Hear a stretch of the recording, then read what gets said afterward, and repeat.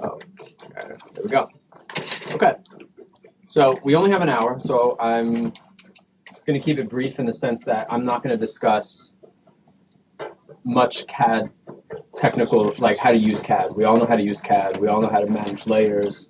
There will be a couple tips and tricks that I'll put in, but the focus of this is CAD translations and specifically how to do them accurately. I'm not going to focus on speed because speed is irrelevant if the translation is done incorrectly. We have to get them done correctly, and if we have to work on managing how many translations we have, then that's a communication thing. So we're not going to discuss the fastest way to do a translation. We're going to discuss the correct way to do a translation. Okay, and I want to make sure that you guys interrupt me as often as you want. Any questions you have. The way that I do a translation, the way that you do a translation, there's going to be little differences in everyone's technique. But what we really want to look at is the lowest common denominator of all of the minimum required steps for a typical translation that we're going to look at. We all know that there are unique translations, we get alternates, we get enlarged plans, design options, demo that is, all of these little quirks. And those are mostly you just using your CAD skills to figure out what's going on. But we need to make sure that things don't get missed and that everything from a request gets processed correctly. All right, so as I'm going through this, we are going to do a translation during this lunch and learn. It's going to be a very typical one. If I'm doing something or using a command or doing something that you say, oh, hey, maybe there's a better way that I don't know about doing it, or if you say, hey, I've never used that before, what is that? Let's talk about it, okay? So, so I created a checklist, and this is, I'll share the link with you later, but if you guys can see at the bottom of the screen, I've broken up the checklist into 3 steps of the translation process. The first is the planning stage. When you do a translation, you don't get a request and just start jumping into it blindly. You need to plan what you're doing with that translation. What's required? Do I have everything that I need? What was done previously? Because if you did a translation and you did something quirky, and then I pick up the next translation and I don't know about that quirk, then I'm going to do it, and then everyone's drawings are going to look weird. And in this example, that actually happened, where in the example, the title block, when it was created, was not copied to 0, 0. So the title block X reference was somewhere else, and the prototype had everything set up there. And when I did the translation, I put the title block at 0, 0, and now everyone's drawings have a title block here, and their viewport was up here. So I need to know that. And I'm not saying that I want you to necessarily correct the problem at that point. It's just do the same thing that was done before. I can't correct that problem. Everyone has drawings. Their title block was up here. If I do my translation and the title block's down here, I'd have to go to every single drawing, move the viewports, move the T block info, move everything around. So knowing what you're up against, you can plan your translation and save yourself a lot of time. So that's step 1. The procedure part, this is the basics. This is, I'm taking stuff from this layer and I'm putting it on this layer and I'm setting up the title block. And then it's putting it all together. It's putting the XREF in, renaming it correctly. It's putting the T sheet on the paper space. It's bringing the attributed block in. It's adding all of those little things, plot setups, testing it, the usual stuff. So those are the 3 basic stages of a translation. We can look at the planning stage first. And like I said, it's just thinking about what's required. So first, we got to have a project number. All right, you can do the translation, save it to your desktop, and wait for the project number. But when the requests come in from these guys, if Bobby sends me a request 10 times and then 10 times I don't get a project number and I don't say anything, he's going to keep doing it. So we say project number. That's the first thing I look at when I get a request. The second one is when I download the files, do I get PDFs with them? We try to ask that we get them. I'll even send an email to Bobby, hey, next time we get one, would you mind just asking for the PDFs? Most of the time they don't send them because we don't ask. I mean, that's the case with so much of our work. If we don't ask for it, we don't get it. So I always remind them, hey, PDFs.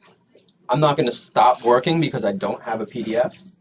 And as I'll show you in the example we're going to do, I didn't get PDFs, but I'll make PDFs because I'll usually get a drawing with a title block in the originals folder. I'll print that.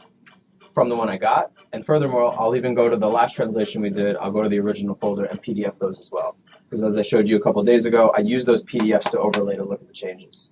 If Bobby says a receptacle is moved, I trust him, but I don't trust the architect. And they're going to sneak in other changes. You know that. If you move that receptacle, oops, forgot we demoed a bathroom too. And then I get all the guys working under Bobby yelling at us saying, what happened to this bathroom? So I never really even look at what the request is generally. If they're like, oh, it's just a receptacle, it's a door, I don't believe them. I believe what I see when I compare my PDFs. And then as I mentioned before, you need to check the existing conditions. If this is an update, you need to look at your X1s and you need to look at your title blocks. So for example, the example we're going to do, the last time it was done, we got demo work. This time, I didn't get a demo drawing. So if I was to just go into the X1 and scrap everything and start over, I'd have no demo work, and then all the demo plans would be empty. So you need to know what you're up against. I need to know what I have in here and what I need to do. So if I didn't get something this time, what am I going to do? I'm going to freeze the demo work. I'm not going to touch it. If it doesn't match up with the core, tough crap. That's what happened. Send me the demo drawing and I'll update it. All right. And like I said, with the title block, the last time it was processed, it was up here. If I didn't think about it and I deleted that title block, I wouldn't know. So then I would copy it in 00 and the whole thing would get messed up. And you wouldn't know until people start kicking and screaming. So know what you're up against. We'll do some PDF comparison. I use Bluebeam. You guys can tell me the ways that you do your QA check. Like I talked to Scott, he's got a different technique for using it, but my best practice is that I use Bluebeam's overlay capabilities and I overlay PDFs and it tells me exactly what I'm looking at. And then lastly, if any of these are real like showstoppers, then you got to notify these guys. I just can't do this because of X, Y, and Z. And please tell the architect this is what we require. Sometimes Bobby gets a link. He doesn't download it. He's pretty good about downloading and putting it somewhere. Sometimes we just get the link, we download it, and it's only PDFs. We got no CAD files, so there's nothing for me to do. And I can stop right there.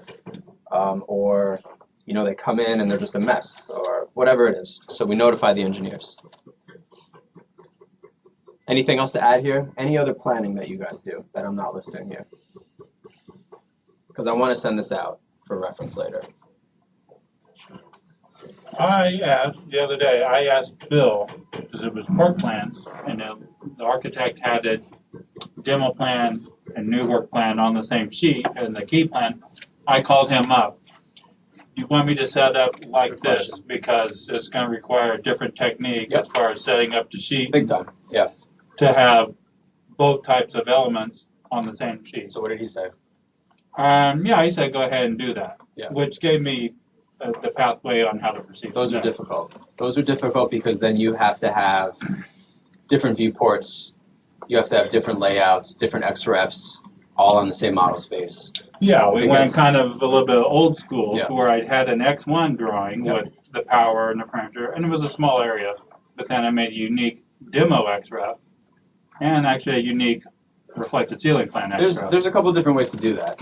You could have one XREF. Yeah, you can have one XREF. Yeah, and you copy could. it around and you multiple could viewports. in multiple viewports. And then you just do the layers in the viewport. Correct, but then doing the work in each of the model spaces, you're still getting the same one. Well, I actually had something with Pat where like it was a very small scope, and he was like, I just want to put my lighting and my power plans on the same drawing. And I was like, okay, well, I can give you multiple XREFs, or I can make another viewport, and when you do your notations, you have to do it on the sheet rather than in model space.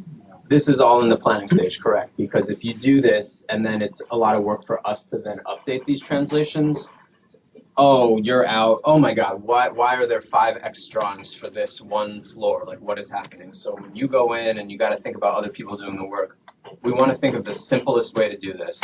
And what you can do is you can take just that single X1 file and you can link it in as different names, and then you can apply different layer states to it. So you really only have one XREF outside. Right. And then you only got to do one translation, and the prototypes take care of themselves. So Right. we can talk about tips and tricks later, but you're right. But the point is, I called, Bill was the PM, said, how do you want to have this set up? It's a good question. So it gives me Yeah. an idea of what he wants to do. It's all about notifying the engineers. Yeah. You got to ask them. Don't just go into it.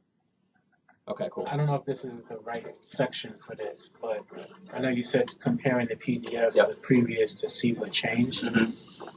For me, to ensure 100% accuracy, if it's anything other than receptacles being moved or added or taken away or light fixtures, I do the whole thing all over. Correct. We're gonna get So to you that. don't miss anything. Yeah. Because when you try to piecemeal it, you're gonna miss something. So that goes into the procedure. It's already addressed here. Yeah. So let's get to the actual meat of this, which is the translation itself. The first thing I do is if it's an existing translation and I do my blue beam overlay and I see that the receptacles haven't changed, or there's one receptacle that's changed, I'm going to manually do that myself, and I'm not going to do that portion of the translation over. I'm going to freeze that layer. Scott locks that layer. You guys can do whatever you want. Again, CAD technique is up to you, but make sure that the stuff you don't want to touch is managed in a way that you don't touch it. So by me freezing the lights or the receptacles and I delete them out, everything else, I'm starting the entire translation over, but my receptacles are going to stay the same. And then when I'm ready to do my receptacles, I'll do the one receptacle. But as a personal preference, my technique for doing a translation has gotten so thorough that I start over 99% of the time, maybe 110% of the time. I just start completely over and I do it because it would take me more time to move this chair over here than it would almost to just do the entire furniture over again, to do the entire core again. It takes me no time. Like the fact that we're going to do a whole translation during this lunch and learn for a typical floor should tell you enough. All right, then, like I said, after you freeze everything out, delete everything else. Delete everything that you're going to do over again. And then lastly, I freeze all the AMA layers again. So by freezing the AMA layers, when we process things, they disappear, and that's a QA check that whatever's left on the screen should just be core, shown on every plan. And we'll explain it more. Never save over your originals. I don't know how you want to do that, but if you want to be super safe about it, copy them to your desktop and work on them there so that you don't actually type in save all into AutoCAD and accidentally ruin the originals. We cannot save over the originals. We lose the emails, they go away, or wherever we got them from. I usually bring the original, I burst it out, I copy it, and then I bring it onto our X1 already. And then I just close out that drawing. So that You gotta have the originals open because you don't know if you missed anything. So what I do is for each original, I copy the work from the original to the X1, and then I delete it from the original, just the work that I've done. So when I'm looking at the original, I'll know what I've already processed. And if there's other stuff there, I'll say, oops, I forgot to get that. Because you're not copying everything from every original to the X1. Because every original is going to have the core. So now I'm copying the core 3 times. Right, so if I have 3 drawings, I have a power, I have a lighting, whatever, it's like you told me, bring all 3 in, they're going to, whatever layers they have that we've turned them to gray, they're going to automatically turn to gray on our layer when we do it by layer. Well, so I'm going to highlight this right here, it's core. Everything else is going to isolate. So I don't need the core from those other 2 things. I get rid of them, just the new core. Yeah, but you should do that before you bring it in. Because like I'm saying, if you're copying 3 originals into one X1, then I'm going to get the same door from each one. I'm going to get the wall at the same time. That's what I'm saying. But when I isolate that door, all 3 of those plans that I brought in, their doors are going to be there because they're all on the same layer. But it's the same door. Right. You're copying the same door 3 times. I keep the one, I delete the other 2, but like all the elements from the other ones are still there. This has only got power. You should only be copying what you need from the power plan. Only bring the receptacles in. Don't just copy the entire power plan. But this is what we're talking about, because then when they move something here, let's say the RCP, they change the grid. But when they change the grid, that's because a wall change or something like that. So architecturally, that has to come into it. Yeah, but change the wall. We'll get into it. It'll make sense when we go over it. So you were going to say something, Scott? No, it was mostly just piggybacking on what he was talking about, copying stuff over there. Okay. So we delete everything here. However you want to save the originals somewhere else to ensure that you're not actually saving over the work that we have, because they need to stay pristine. All right. So part of it is also low-hanging fruit is to delete dimensions, sections, and other things from the originals before you bring them in. I don't want you copying in all the architect's layers into our X1, and now I have 100,000 layers in there. So try to get rid of things that you're not going to use. So dimensions is a category. You can use a filter, a quick select, or a select similar to get rid of them. But you shouldn't be, again, this is my personal preference, but I don't trust that they're going to put all the dimensions on a dimension layer. So by using a filter and only grabbing dimensions, I'm getting all the dimensions. I don't care what layer, what style, anything. All right, quick select works the same way. We'll go over some of those in there. Bursting all the elements. I talked about this with Scott. There is a shortcut on a power plan or on a lighting plan where, let's say all the receptacles are a block. If I edit the block and I put all the elements in the block on the correct layer, then when I close out the block and burst it, then everything's already good. I won't have to touch each receptacle to make sure that it's on the power layer, because by redefining the block, you're redefining every instance in model space. And same for lights. Okay, so then systematically, I go through each original file and copy over only the work I need from that original to the X1, and then I delete that work from the original file as a back check so that when I look at that, I know I didn't miss anything. Rinse and repeat, and then some other basics are basically making sure that not on contract hatching, ANSI 31 scale 40 on the right layer. Solid hatches should all be 9, and again, I use a filter for that. So I turn every layer on, I filter by solid hatch, and then I go to the properties and change it to 9. Title block. Everything should be white, but as I discussed with Scott, we know that logos or other elements that are branding issues should always be the color that they are. So, you know, if it says the architect's name and it's some funky block, leave it alone. Everything in our logos here. correct. Everything else should be white, including the T block, info, attributes, whatever. T block, making sure that we send all of the T block information to attributes and then turning them into blocks. It should not just be text on the title block for them to type in. Anywhere it says project number, change it to say AMA project number, type the AMA project number in. As I mentioned earlier, the bottom left corner of the title block should always be 0, 0. Our plot style is set up to plot from 0, 0 out to a specific rectangle. Add the plot stamp on the bottom right. And it should also go that your title block should be in model space. So when you're creating the T sheet XREF, model space, not paper space. Anything else? Yeah. What about the stamp for the title block? It depends on the jurisdiction, because that's a New York thing. So if we're doing a New Jersey translation, it doesn't go in. If we're doing a Long Island translation, it doesn't go in. What about the top part of it, the architectural backgrounds? Yes. Yes. So let me put that in here. Okay.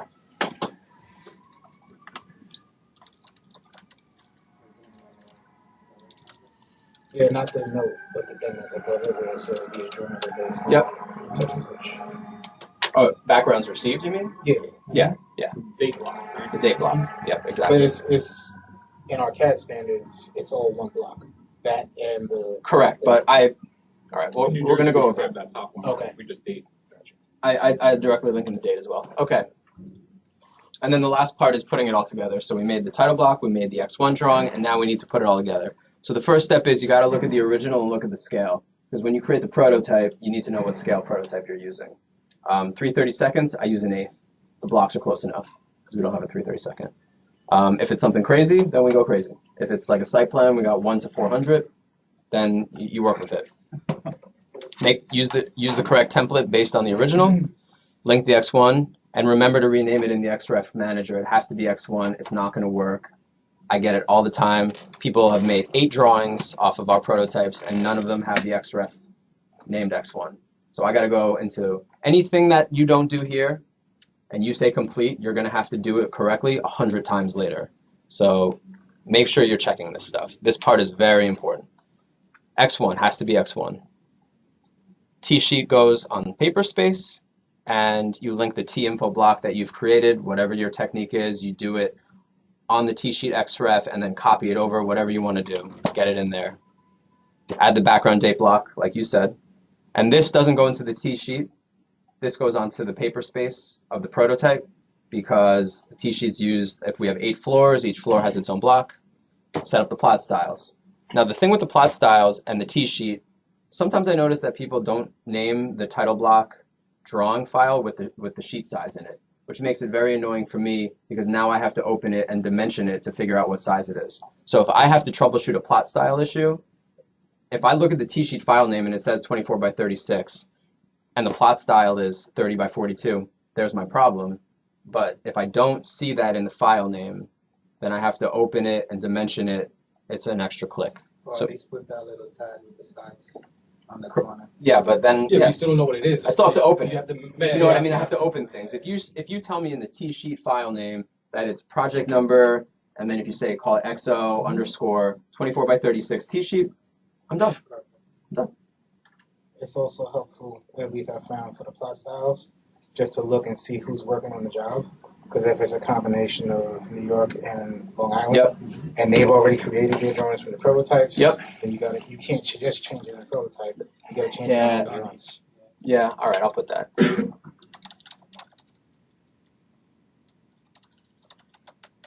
The job I translated there to go. It's split between the office. Okay. I go to the XYO and LIO. Yep. And just grab all the print plot settings. So then you create your viewport, GD the boundary, we want the yellow in the model space, add the note block on all the plan-related model space. The one-to-ones or the 001s, whatever you call them, don't get the note block, but add the note block. And then the last thing I do, to be extra thorough, is I will click the proto button, I'll make a lighting plan, I'll make a power plan, and I'll make a fire alarm plan, that's our floor plan. And I will, again, PDF and overlay them to the originals again, the PDFs, to make sure that not only did I know what happened, but I mean, if I compare my prototype to their PDF and it matches, and I send that out, you will get no calls from these guys saying there's something wrong. So it's a couple extra clicks, but I think what ends up happening is I gain back a lot of time in the speed of my technique here, that I have a lot of extra time to do my QA check. All right, so let's jump into it. We got 30 minutes.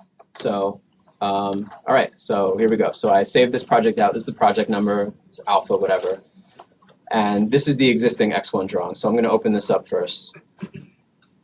And this is what we had. Okay. Now what I'm going to do is I'm going to show you. So this one I picked because it's a little more complicated. This one I only saved out the last two issuances. There were a couple before this, but this is a project that we're doing in CAD and we're receiving a Revit background. So I chose this one because you guys need to understand how to do this. Now this particular one did not have any of these, and we created these from the Revit file. So what you need to do is basically go into Revit. Now, I know this is a 17 project, but you figure out what version it is. Quite honestly, because you're not using this Revit file, just open it in 17 every time. Open it in 18 every time. It might upgrade it, but you're just not wasting time trying to guess what version it is. All right, and then you go in.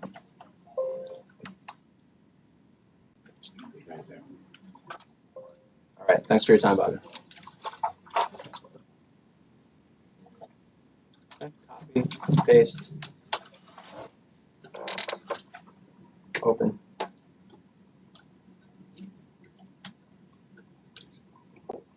And what you're basically going to do is you're going to just export the sheets that you need. You know what you need. I don't need the details. I don't need the elevations. I don't need the enlarged plans. Maybe I need the enlarged plans. Who knows? Hopefully not. So I go down to the sheets and I see what I'm working on. This is one floor project. I got the floor plan. I got the furniture and conduit plan, which is the power plan, and I got the RCP, elevations, and I got a demo plan. Now, just like on a cooking show, I've already prepped all this. This demo plan has no demo work. It's a demo plan with no scope, so I'm not processing it. But again, this is in the planning stage. You need to plan your attack. You need to know what you have. So what I'm going to do is I'm going to basically just take these three, and I'm going to export them.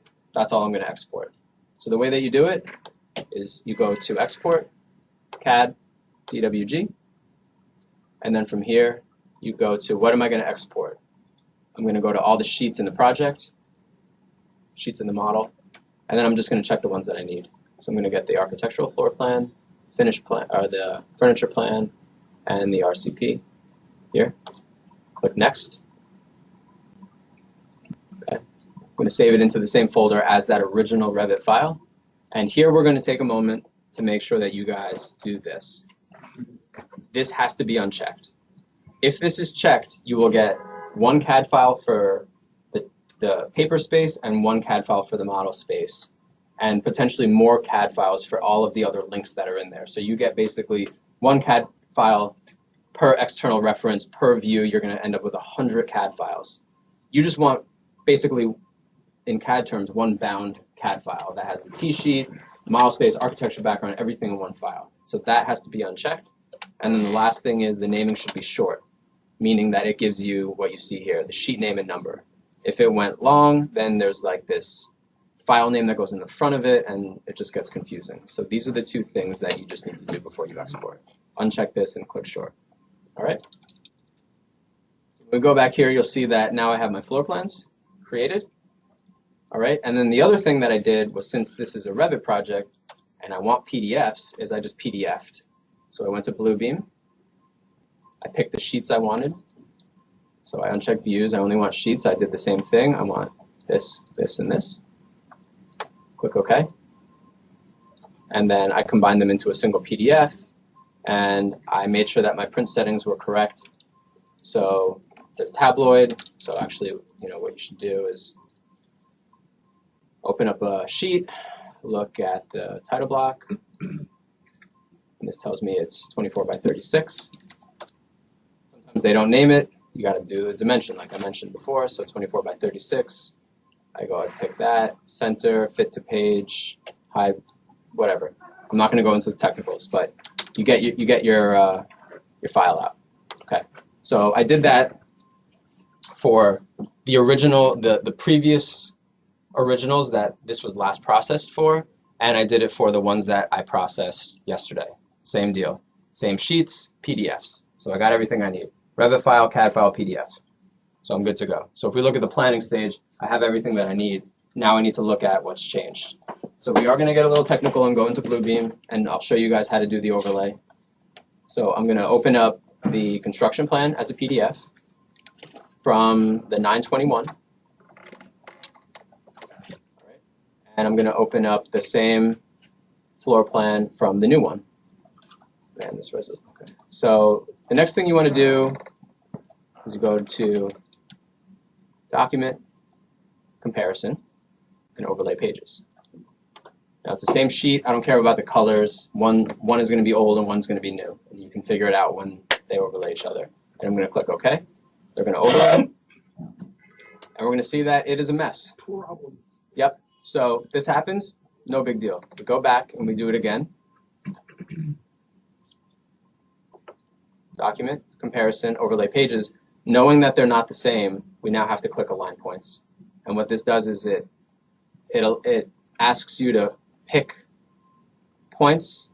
You want to have them be as far away from each other as possible, because if they're very close together, then as the rest of the drawing tries to align, it's going to get fuzzier. Like you think about a straight line, think about a level when you're leveling something. The longer the level, the more accurate the bubble, right? So, and you always want to pick, I don't want 3 in one plane. I don't want 1, 2, 3, because then I don't know if the height's right. So I pick corners, I pick grids. So I pick them in the one, and then it just asks me to pick them in the other one, and you pick the same points in the same order. Has to be the same order though, right? Yes. And then you click OK. And now I don't care about the T-sheet. In fact, the T-sheet looks good now because it scaled everything together. And anything that shows up black is okay, right? That's yeah, but you got to be careful. Yeah. Okay, so look at the room names. Studio D. I'm gonna go look here. I got Studio D, and I'm gonna go here, and I got Studio D. Right? So sometimes things do not overlay and come out that way. But what you want to do is really just, so like I'll split the page and I'll have the overlay, and I'll use the sync button down here. And what that does is when I zoom in here, it zooms in here too. So I can look at both. Control 1, Control 1. Yep. So now I just hover over this and I can see from the date that this is the old one. So I'm looking at changes now. The door shifted. I'm going to pick that up. This, okay, I already know. I'm starting over. All right, I'm not even going to review this architectural anymore. I'm starting over. There's no reason. I'm not doing that. I'm not doing this. I'm not doing that. It's not happening. That's Done. like an hour right there. Okay. So then what we do is we do the same thing on the next one. So I'm going to do the power plan next.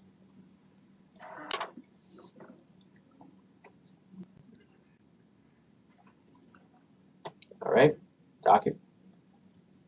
Document, compare, overlay. Still got to align those points. I know they're wrong. Now, if you guys don't get these snaps, it's content. It has to be blue. Okay? Because if this is not on, that's what you get. It's the snaps. I'm snapping to content. And you got to be very precise here.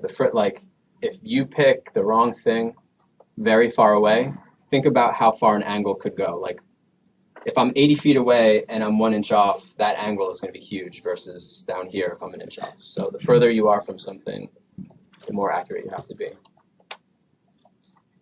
Do those snaps work just as well when you don't have a vector PDF? Nope, Didn't think so. they don't work at all. Yeah, that's right. So you got to eyeball it. I So you zoom in as much as you do it can. all the time. It's like, this looks like a Okay, corner. so here we go. So I look at, yes, we know about that, we know about this, we know about all that stuff. All my receptacles are the same. Same. Yeah, so far. Okay, everything's good. Okay, changes to it here, changes to it here. So I'm just gonna do the furniture over again. But like that's change. I wouldn't even, if this was the only change, I would still do the furniture over again. I'm not even gonna mess with that. What about those power guys? Is that just an artifact of it not seeing them correctly? Where Where? it's green on the power to the left? These Okay, are, no, I they're see black. them. The red's underneath. Right? They're black. Yeah. So they're fine. Fine. Everything's good. I mean, I can even zoom out and tell from here. I don't have to touch anything. What are those green ones that are sticking off the wall? These? Yeah. These are lights. Oh, those Probably wall lights. These are lights. Lights on the power plant.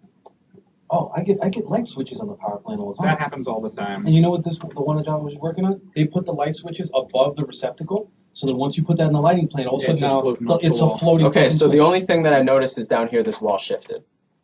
And we have to move that receptacle. So what I'm gonna do is, that's cool with me, I'm gonna freeze out this layer and I'm gonna make that change manually when I'm done. It's a judgment call. I'm not gonna reprocess these because you know how many touches it takes on the receptacles. On the floor plans, the furniture, and some of the stuff that we very rarely touch, just do it over. Because you don't have to layer the core. Just copy it in and you're done. Color 8. Okay, so do it every time. Furniture, it's one layer. But for the receptacles, it's power, data, security, AV, there's all these little things. I gotta touch each element. So especially for the power stuff, I try to be aware of this. All right, and then the furniture, the lighting plan, I'll spare you doing this again. We're gonna do it all over again. There's too much going on, okay?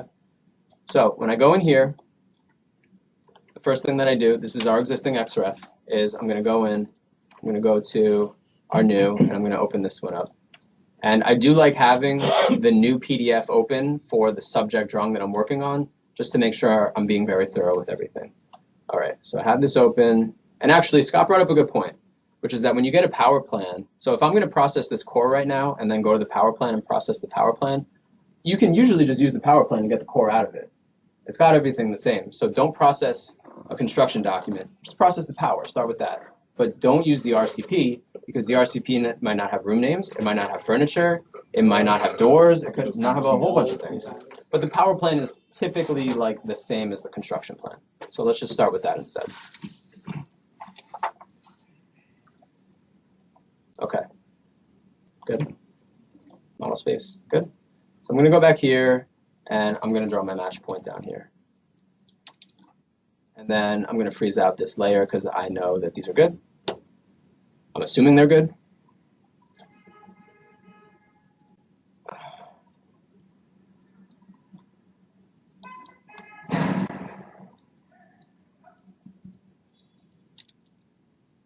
It's good. So if you see something like this, despite the fact that it hasn't changed, this was just done incorrectly. So I'm going to fix this, and then I'm going to freeze it. So these need to get bursted out. Also, you don't have the same toolbar that upstairs. Well, he's using the Classic. I'm using classic. I don't use ribbons. I don't use buttons. I only use these layer buttons, but I do typing and shortcuts for everything else.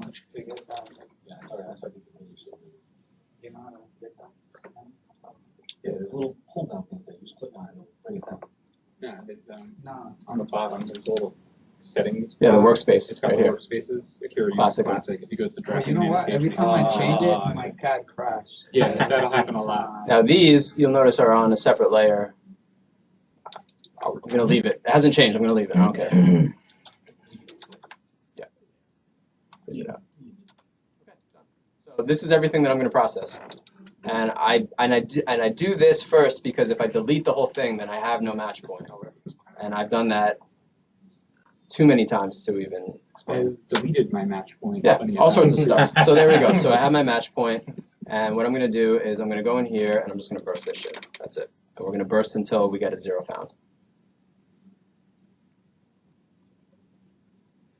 While it's bursting, for AEC objects, Yes. so they don't burst out. To, like, We're not going to talk about it here. It's a big fucking subject. Here. But it's basically just open an MEP and export to AutoCAD, and that's it. And you know it as soon as you burst once or twice. You So like, hey, my door just vanished. So then you just. Or my furniture turned into words.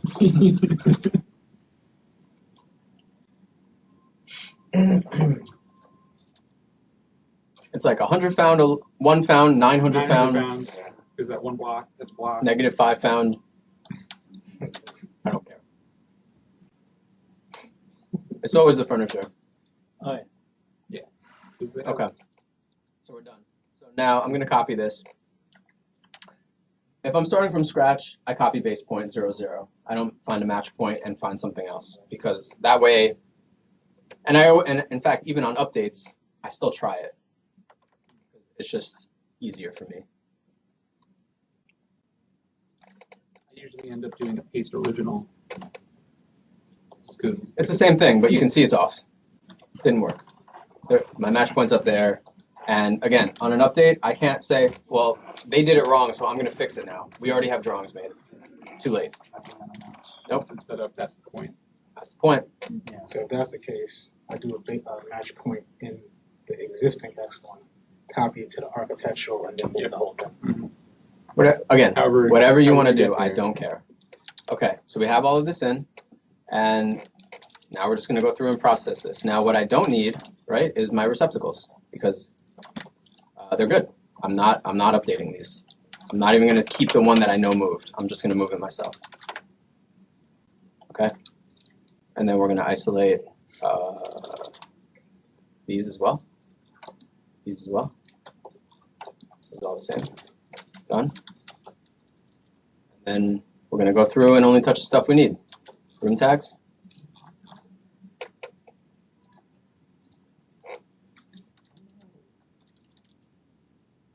Oh, and you see, Like the core stuff that's there, it's not moving. so you see, by me still seeing them, I don't know that I touched them, right? I don't know that I actually processed these. So now I'm like, oh yeah, look, they're there.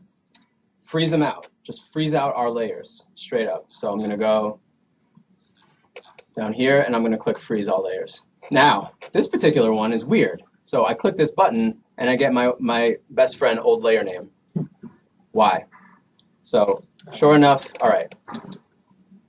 Anyway, what's wrong? Sorry, what happened? You clicked it and then what? Said Enter. layer what? The And it buttons said, are not working. enter old layer name. And we're in the X1. And we're in the X1, so these are the correct buttons. So Did the, somebody so the purge it? layers are gone? So somebody deleted the layer off of this somehow? Or it's What layer? The layer that it was supposed to be on? I'm clicking freeze all freeze layers. all layers. Oh. Okay, and it's not working. That's What do these buttons do, guys? they Invoke layers. Correct. In the layer state manager. Correct. So that's the first place you're going to look, is at the layer states. If we open this up and we go to our layer states, there are no layer states. So I think you're right, someone purged out. I don't know if purging out deletes layer states, but there's certainly none in here. So we have two options. They need to be in here, because if they're not in here, then the prototype buttons won't work for the engineers. So you have two options. We can go to import, we go to translation template, we pick all the layer states that we want, and we click OK, and I get this error. Now, why would I not be able to bring in a layer state? I don't know. Is Something's something up with with this the being file. translated from Revit to CAD? We'll check out these layer names. Yeah, that's what I was just looking at. They don't A know. layer state controls layers by their names. And if a layer doesn't have the same name, or if it doesn't exist, then I can't bring in a layer state. These are all caps. Yeah, and they're Our not- layer states are. Right. So what can I do? I can copy in the layers from a template, or since I'm Open a starting new from template. over, Copy it in. there you go. Make That's brand it. new one. So that's what we're going to do here, is we're going to just start a new template. Now keep in mind that I have some frozen stuff in here. And this goes back to being distracted and multitasking. If someone called me away for 10 minutes and I came back and I was like, where was I? Oh yeah, I was doing this. I would forget my receptacles. You need to say I'm in the middle of something. Send them my way, and I'll tell them to go fuck off. All right? Did I move the door to keep it out? So now what I have to do is I have to turn my layers back on. I have to thaw my layers. I get everything in, and then I have to copy this. And again, I can't copy this to whatever the match point was from there. It needs to stay at the same match point. You know what I mean? Well, This if is you, a if you base paste to original. originals, when you bring it to new ones, you Correct. go right to the same spot. Correct. So, I mean, so that's what I'm going to do. So I'm going to grab everything, including that match point, because I need it. I'm going to. It's the same thing as paste. It's the same thing.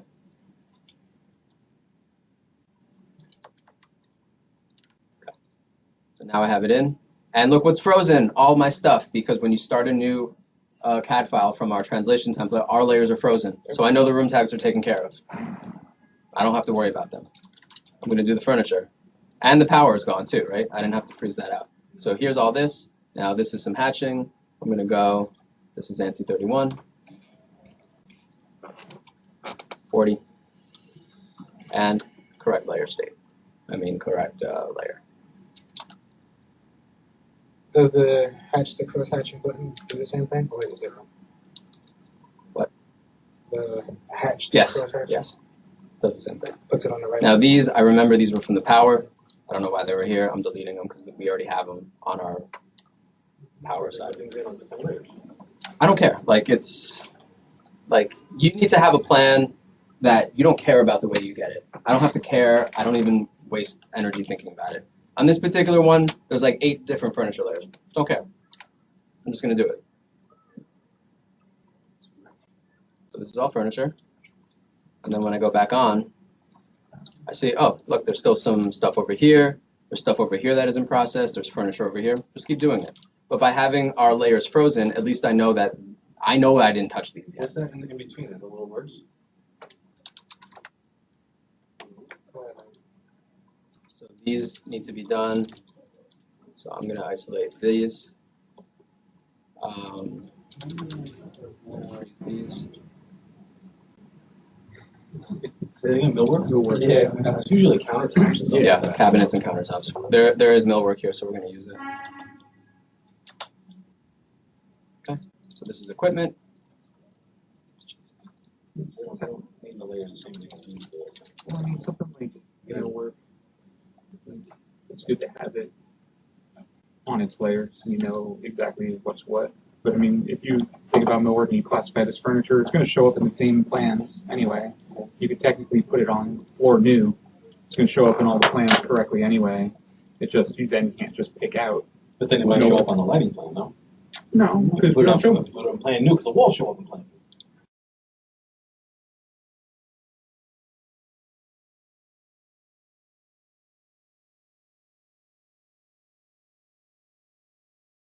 On millwork, so they can freeze that. It should go on It should go on millwork. millwork. It should go on millwork. Yeah, on their sprinkler plan, but the walls and the cabinets and things still remain.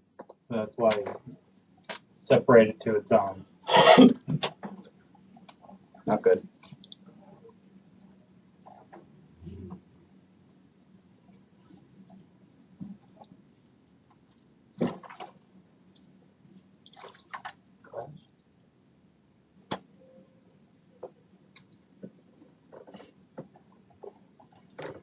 So like this happened. Exactly. Like how much work did I really do? Not much. So 10 minutes, not even. Yeah, translated some room.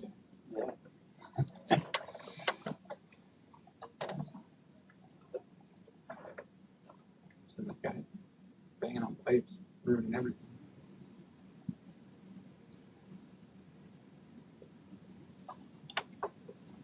all right, so I'll speed through what I just did. I'll just do it on the screen, and then we'll get to the ceiling stuff. Start a new translation template.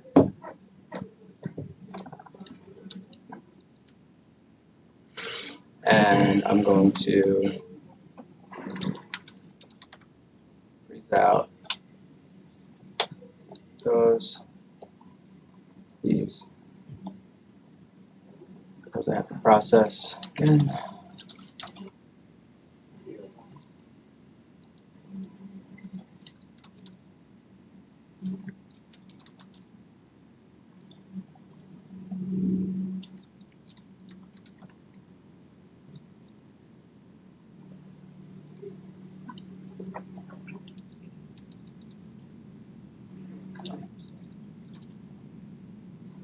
like limited by my resolution here, so. What we're gonna do is then we're gonna draw that match point out.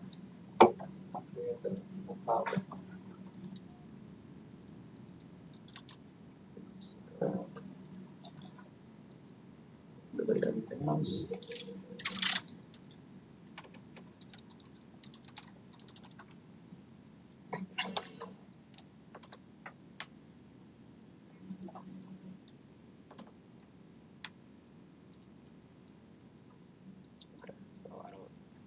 I don't know why this is on some funky layer, but I'm going to move it to power.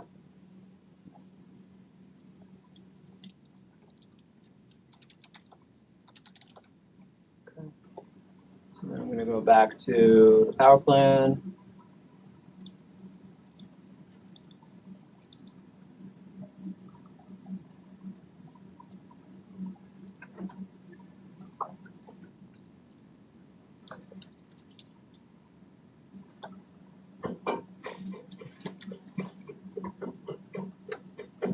When we do the T-sheet, I'm not going to scrub the whole T-sheet. I'm just going to do the title block information because that's really the only part I think is a little confusing. And then maybe just putting the whole thing together again.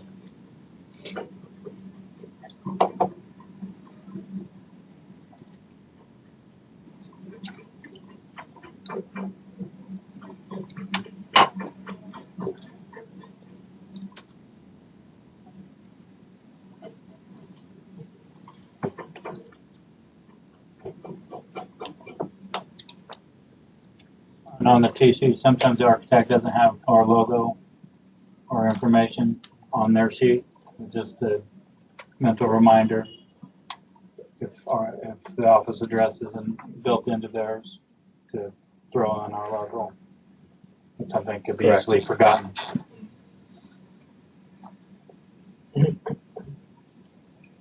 Now, I use this button because it doesn't, if you just did freeze all layers, then you would lose all of this work as well. So, all right, go again.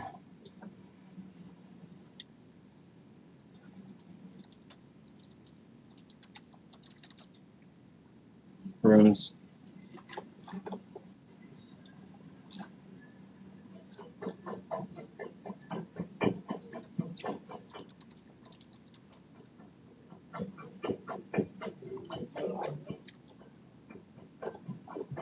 Was that?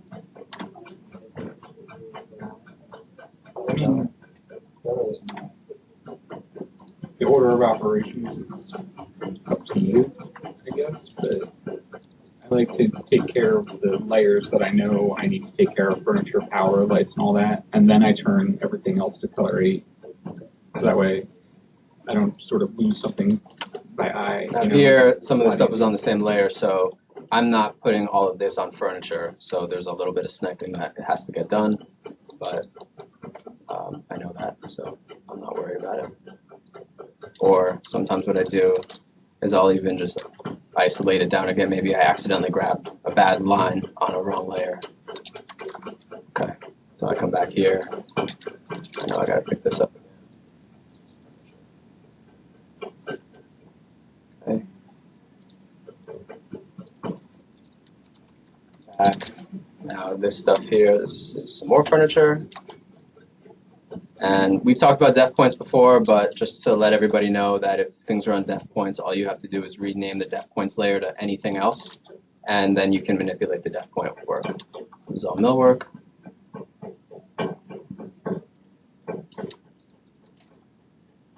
Okay. So now I come back and I'm like, okay, what is left to process? It's very apparent what's left. Here's some more furniture.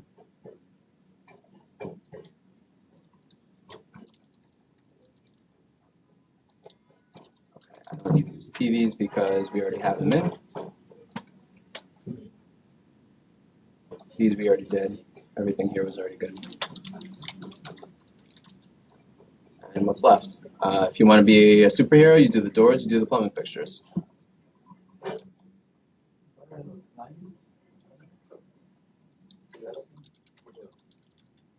The doors have 3 layers too. You have the actual door, they have the actual door swing. Then they have the Yeah, the actual, yeah. Yeah, there was a light. Yeah, those are lights. but they're on the lighting plan too. So sometimes you're gonna get double stuff. No big deal. As long as it's all in the same layer, it's the same thing. I mean, it's not ideal, but You just overkill everything when you're done. you can overkill. Yep. Yep. 79 overlapping layers. Delete. Okay, so fixtures. Was one existing to remain and one new? Nope. Colors? Who knows why the architect did it that way? Yeah, I don't know. We'll never know. We never know. Enamored. Okay, so that's it. So now when I look at this plan, I'm done. I know. Oh, Right, but if they like Yeah. drew a line. So the green walls, is that something different? in red, Because they got different color walls, I don't know what they mean sometimes. nothing. It's a wall. It doesn't matter. You only have to worry if there's a demo plan. If there's no demo plan, then it's all existing. There's no difference because you're going to see both the existing and the new on the same plan anyway. I don't have to turn either of them off at this point. It's only when you have a demo plan that you want to show the existing and not the new, right? So if I have no demo work, I don't care. So at this point, the last thing for me to do is the RCP.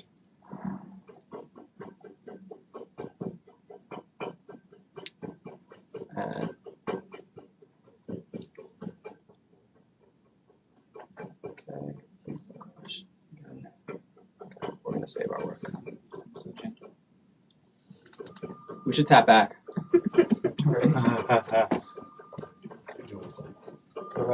Missing gravy.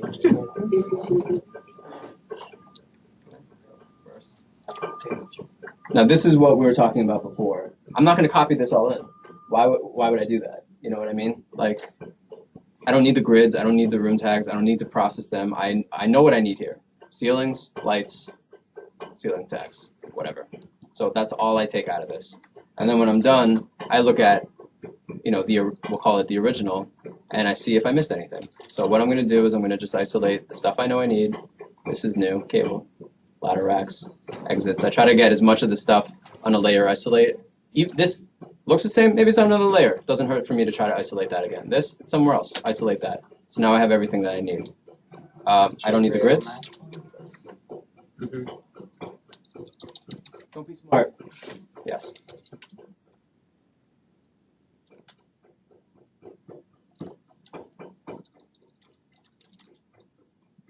And I also don't really care what, as long as this isn't on a layer with like stuff I don't want, which it probably is, then I don't really care too much. Right, fix it. Okay, good.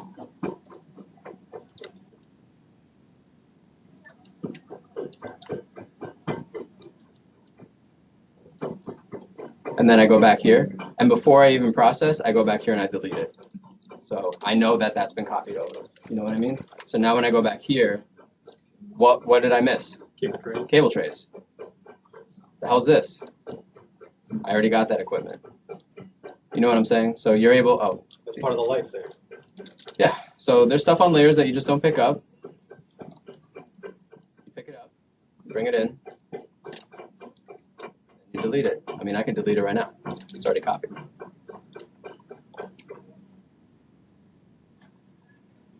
Okay, back here.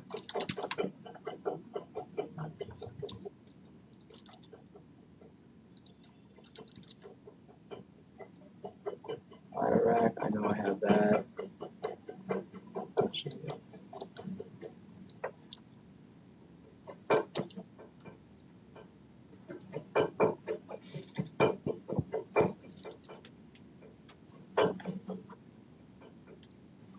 Okay, so then from here we just process, just like we did before. So I'm going to take lights, and this is very high level. You know, I'm not, obviously they use line override, so there's something on a layer and it has a color and it means something else. By me doing this quickly though and making sure at a minimum I have everything in, then when I do my blue beam comparison at the end, if a line, they meant it for it to be demo or for it to be something, but it was on the furniture layer, I'll see it pop off the screen when I create my prototypes and then I compare it to the drawings they gave me. I'll go in and pick the one thing that was on a weird layer or a weird line weight override and I'll just adjust that. But I'm not going to hold up doing this whole big high-level, broad-stroke translation effort to try to figure out what one line is happening. You do that very quickly in Bluebeam. Okay, so that was done. Just finish this up. So go. Ceiling grid.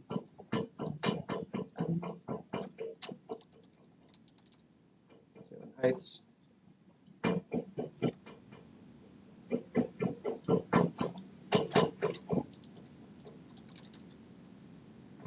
These were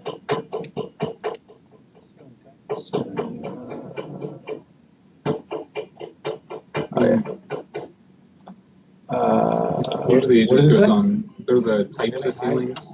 Come on, just on ceiling heights. Ceiling heights. Yeah. They get frozen all the time anyway. Yeah, nobody Yeah. looks Nobody cares about Nobody ceiling gets a board or whatever. Okay. and these were They do, part of the but light just not to fixture. see it. These were all part of the light fixture. So So one thing I do on these plans, a lot of times we'll have solid fills on the lights.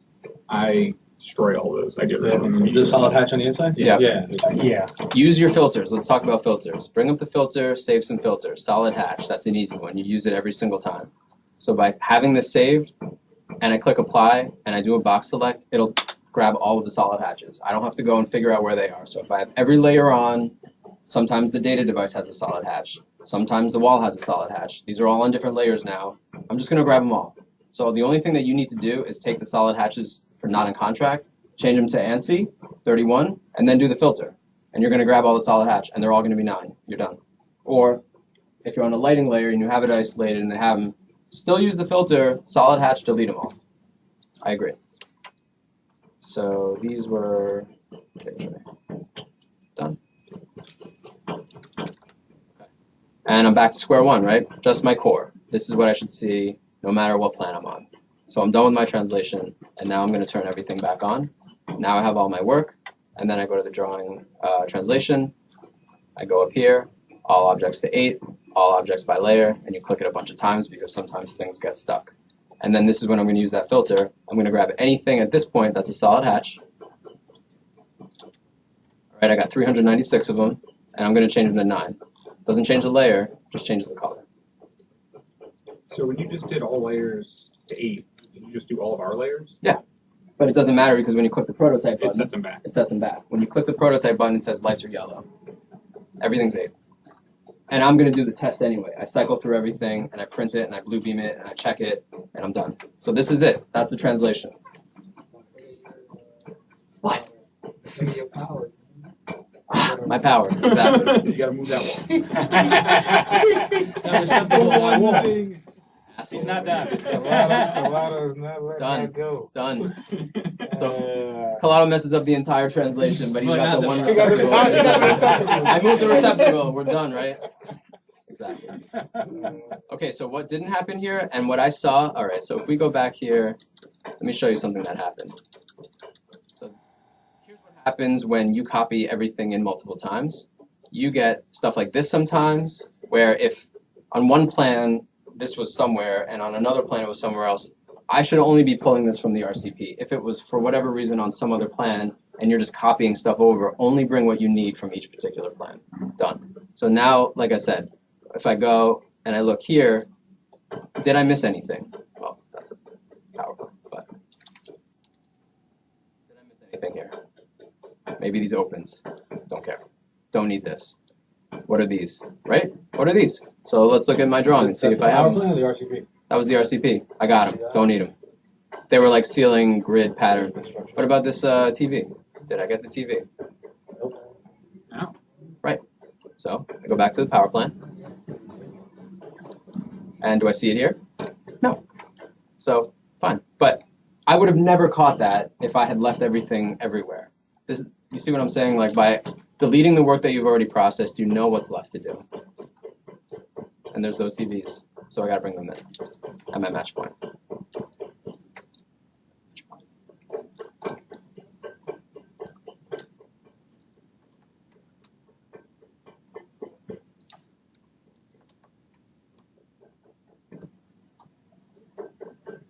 That can't be right. That can't be right.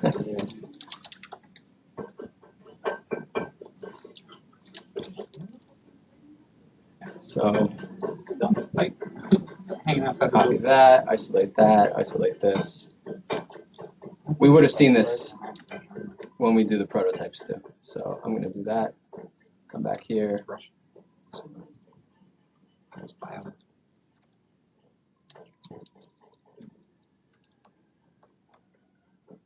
Okay. Where's the TV?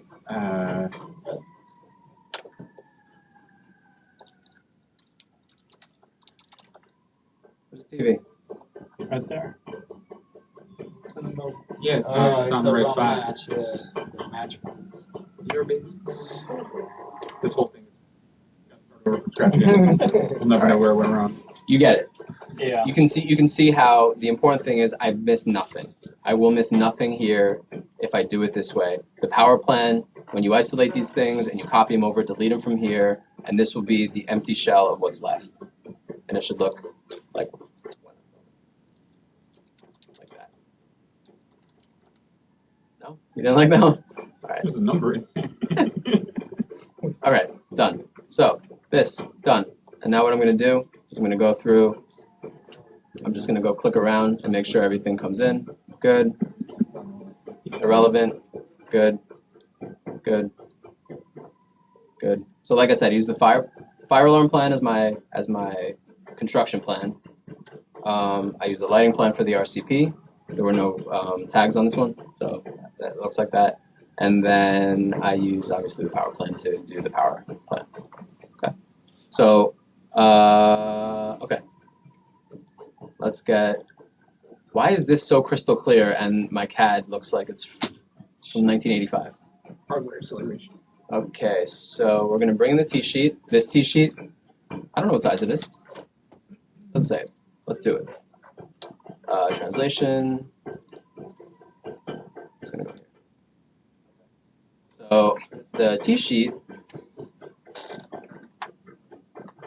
This is the one that's already done, and it's fine. Everything's fine here. But we didn't get an image. We get that sometimes. Send me the image, and what I'll usually do is I'll just go to my XREFs and I'll copy the name and say send me this, and that's it. And I wait. Okay, but let's open up the title block just to look at how it works. So we're going to go to the paper space. We're going to go to the layout, and I want to make sure that I'm going to copy all of this stuff. I'm going to copy it from base point, bottom left corner in this case, not paste original. And you can actually use any old template. We don't have any layers or nothing, so I use AutoCAD because I don't like that ZZ block thing. Yeah. So, okay. So then next thing is all white. Actually burst. Burst. Burst. Done. And it's no layer manipulation, just white. Keep in mind if there were things in here that were colored that they wanted to stay colored, I would have omitted them from my selection, but that's it. All right, now we're going to get down here to our info, and you'll see that this is an M text. Cannot be. It has to be, they all have to be regular text. Explode, explode, explode. And I can tell because there's a masking on all this stuff as well. Now, some of this stuff has to go onto ours, and some of this has to stay here, right? Like the project number, for example, it's not dynamic.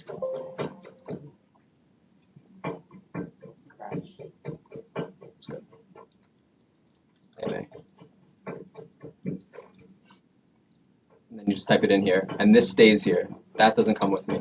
This comes with me, that stays here, this comes with me, these come with me. So now what we're going to do is we're going to go,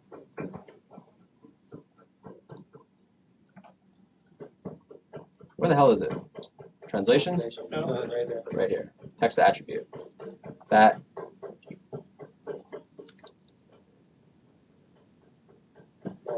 Yeah, one by one. No, I know, but it's just giving me a lag here. Okay. Yes. Okay. Spacebar. Do it again. Again. And I needed this one. And then from here, I just double click, and we're going to say, just to put this to bed, this is how it has to be.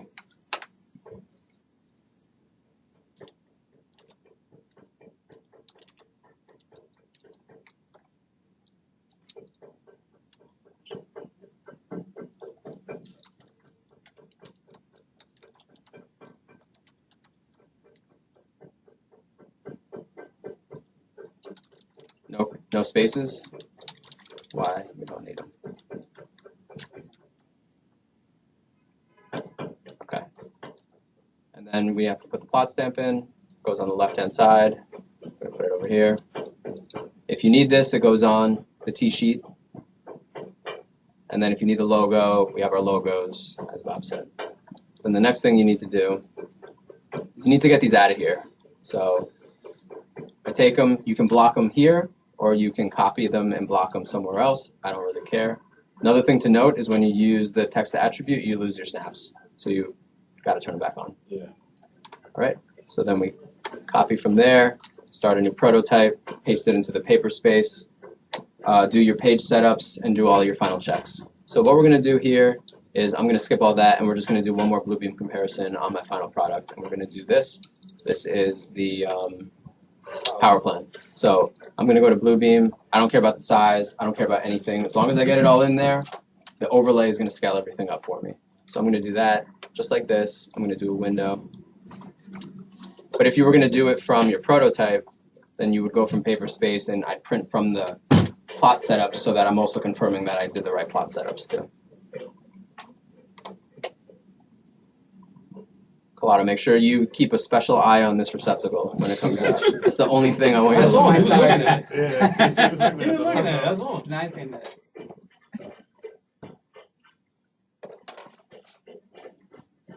I create a filter just for that. For 1%.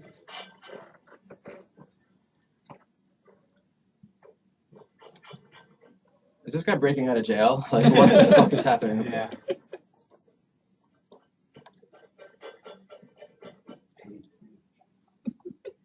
Sounds like he's trying to cut the like a hacksaw. Time I laid eyes on Andy. Maybe he's like following it down, like just to make it really smooth. What is it gonna happen?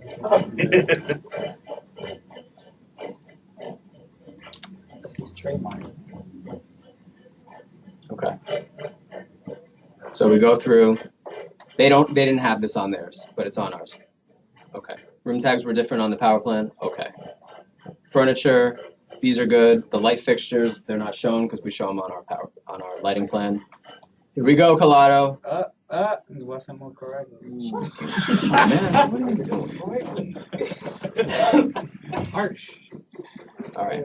But you can see here, it doesn't matter about a lot of other things. I'm comparing my X1 to their actual documented PDF power plan, and I'm good.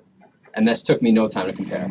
And the translation itself really took no time either, other than the hiccup. But I don't have to double check my work. You know why? Because, again, I'm going to say it one more time. Delete the stuff from the one that you worked on, and you'll have no problem knowing that you brought it over. If it's a matter of you looking back at the PDF and realizing that one or two things needs to be tweaked, just snipe those guys out. Go to your X1 and just deal with those two guys. Done. Okay? So let's look at the checklist again. Can I get a printout of this? No, you have to remember all of this, and then I'm burning the whole Thank file. you. I'm Destroys in 5 minutes. throwing this shit out, yeah. So that's it. So the note block, we skipped over a lot of the page setup stuff, make the GD, put the note block, page setups, all of that good stuff. But this was the one that we just finished on the plan prep, is print PDF and compare it to the originals, and you'll have no problems.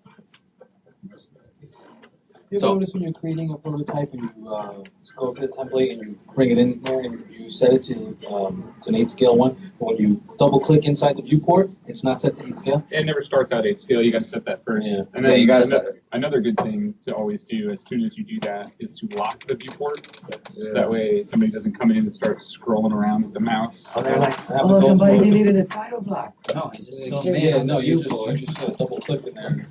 Oh, no, I haven't done That's that. flat. Chris, It's flat.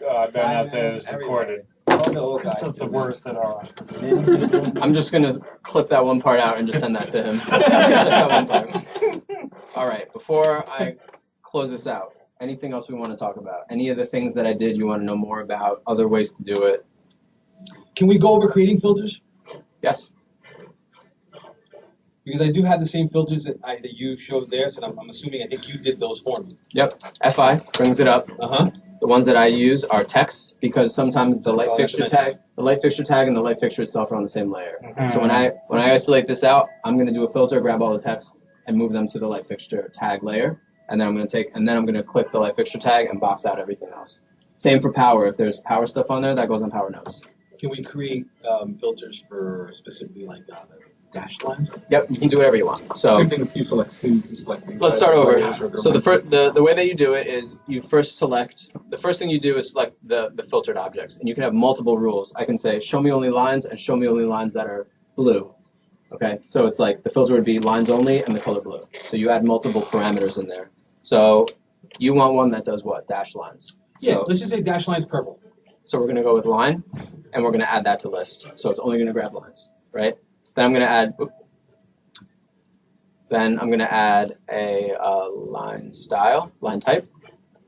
And the nice thing is, I don't know that like this would be the name of it, but if I don't know what it is, I can actually select the pattern from here, and this shows me all the ones that are in the project. So I'll know which one it is, or select the object first, figure out the name of it, and then make the filter.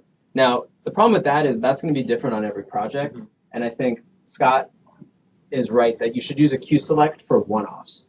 I'm going to have solid hatches in every project. I'm going to have text in every project and dimensions in every project, so those are going to get saved for reuse.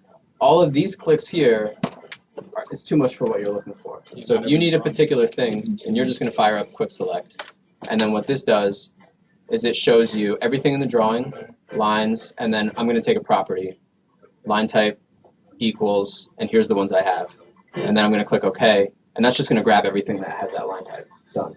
And you can use that. It's just like filters, but filters are like reusable. Like every single project is going to have this. Which is like a hit and quit.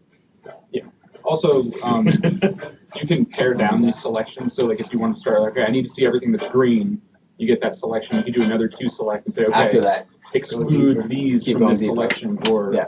Use what I have selected and create a new selection that's based on a different. I did a translation today for Hudson Yards, and the light tags and the light fixtures were on the same Yep, layer when yep. I isolated them. Yep. But all I did, I isolated it, and then I picked one of the light tags, and then I said select similar. Yeah. It gave me all of them, changed them to light ident. Lots of avenues. Yeah, all back to the same place.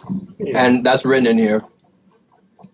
Filter, quick select, select similar. Use something. Don't pick the same stuff over and over again. Do not waste your time. These little things are going to afford you all the time in the world to do this. It's just changing the balance of your workload. You spend too much time trying to get it right in the beginning, you have no time to review your work. All right? I'm not saying just kind of fuzz it up on a first pass and say, I'll catch it in the review.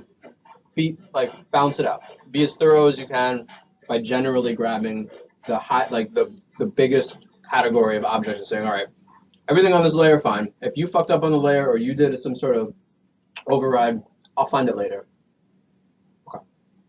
And one thing as part of my procedure that I do is I'll translate the T sheet, get that all squared away, Yeah. the T info and stuff. I do that too. I do that And first. then I'll do the one-to-one prototype, and then I'll have that squared away. So the engineers can do all of their one-to-one stuff while you're translating the actual floor plan. Excellent point. If they're in a rush to do it. I was just It's like, thinking the okay, same thing. this I is should ready probably to go. do You can do your the panel one- schedules, the your one first. Now another Do thing the title block. I usually start working on the drawings right away. another thing is multi-floor project. You're going to translate each X1, 2, 3, 4, 5, whatever. You're going to save those out. They're all processed. Now we talked about this. I don't know if you do this, but I'll put them all into one model space. And so when I isolate the door layer, I get all 5 floors at the same time, and I get all the doors, and they're all processed at the same time. Rather than open this, isolate doors, open the next one. Oh, more doors. I got to isolate No, again. I've started doing that. All right. If I have like You 3 gotta- floors, I That's do smart. all 3. I place That's them. smart. Yeah, no. Yeah. It's really smart just got until 5 you times get a more project productive. with 10 floors and they had different layers for the same things. Then it doesn't work right. But there's gonna be something common among all of them. Yeah. And if you get it in one stroke, you've saved yourself the time. Yeah. Your mind? The one thing you need to watch is the base points.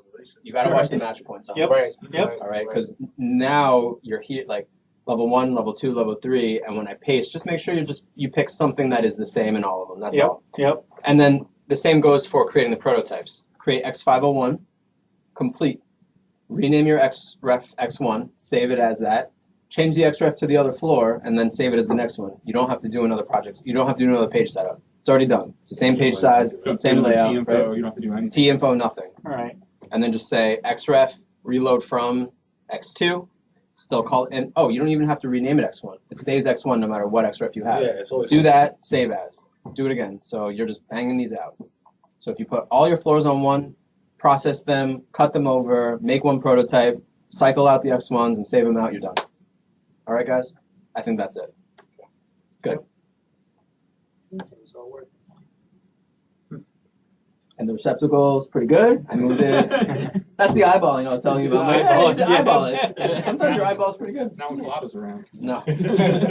So we're going to send all of our receptacle move QAs to Colado now.